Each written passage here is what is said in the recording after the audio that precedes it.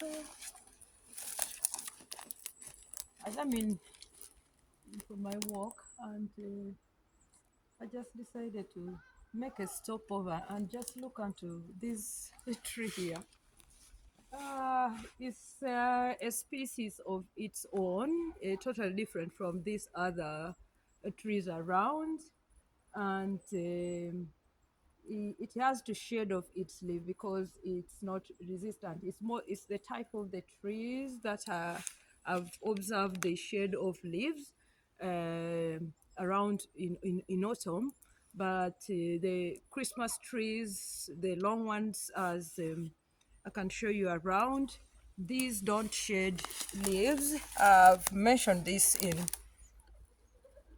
my videos before. These ones, they just remain. You can see how tall they are around. You can see they have their leaves standing. Leaves on it, although the winter comes, because I think the trees are also so strong enough and resistant to winter.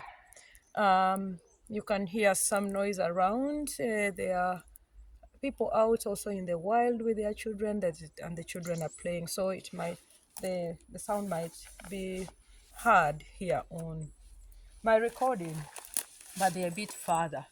So the thing that I want to talk about that came in my mind today as I came for my walking is my son came for a visit. Not actually for a visit. He's retaking one subject. He took this maths that is very, very. I think I would say very difficult. The advanced maths, and he wants to better his grade in it. And although that was the point of him coming, but it was also okay for us to see him after a while because he has been away. And what I noticed is my son has been taking care of himself, and that is something that made me feel proud of him, that he was able to feed himself, he didn't starve himself. And being amidst total strangers in a new town. Yes, we went to that town, the city, that he moved in where the university is. I remember in 2022 or summer when I just divorced. We went for summer holidays there, me and the siblings, and we explored the town. So it wasn't like a total strange city for him. I keep calling town or city is the same for me, I think. Because in Uganda we have only one city and the rest are towns. So it's still in my mouth, or my tongue still have it. So although some of the areas or the cities here, the towns here are called cities, yeah. But I live in a small town. It's not a big deal. But the point is, this boy came back. He's looking good, and I feel like he has matured.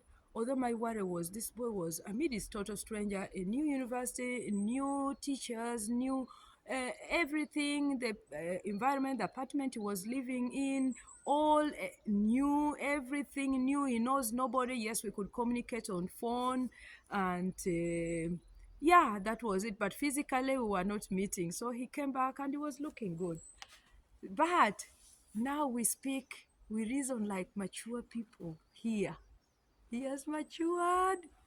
Makes me feel good. Experience is the best teacher, because there are certain things I used to tell him because he didn't have experience by then. But right now, he reasons with experience. He told me the first thing, and he now comes up with things that he shares. It just pops in and he shares, then I advise. So he said, Mom, I'm in that university for 1 year. He's just taking 1 year study. And he said, when I'm going to the university where I'm going to pursue my education, that I'm really into it, hopefully he gets into it, because this boy has been in this thing all the time, and I thought he was going to change his mind, but his passion is in it and he's patient for it, and I hope he will. I don't want to talk about it now, but the passion is in it. So he really wants to get into. But he told me next time when I go to this other university, what I'm going to do is I'm not going to share apartment with female figures. I said, why? And then he said, Mom, they throw things all over, attitude, and then they like that they have attitude within themselves, not with him. Because for him, he says he minds his things, he cooks his food, and is less in the house. He's so much inactive and in the library reading with his friends out. So he's in the house only when he's cooking food and eating, and maybe sleep time in his bedroom. But he says, Mom, they leave their doors open and they throw these, he didn't even want to say. I said, what? Their aunties, it's all thrown there. Then I told him, you know what? That is experience you're getting, because in life you've been living in the same home with your mom and your siblings. I mean, like your sister, you never see us throw those things you're talking about anyhow.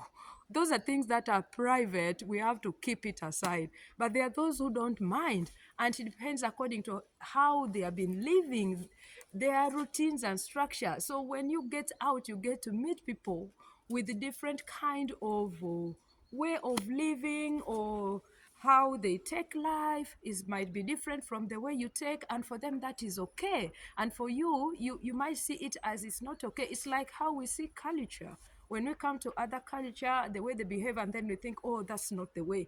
And then yeah, maybe they are so open.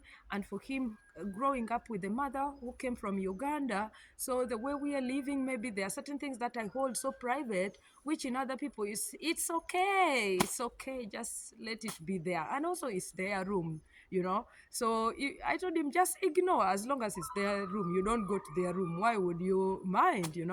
Then I said, so right now you are living a world of experience. Welcome to reality. I told him, welcome to the real world where you meet people. And think about, as me as a teacher, we get to have students in one classroom environment, students who have come from different homes with different routines, and you have them in a classroom and you're teaching them. So this is what I want to share about here, that I'm really proud of him opening up, and he is more mature.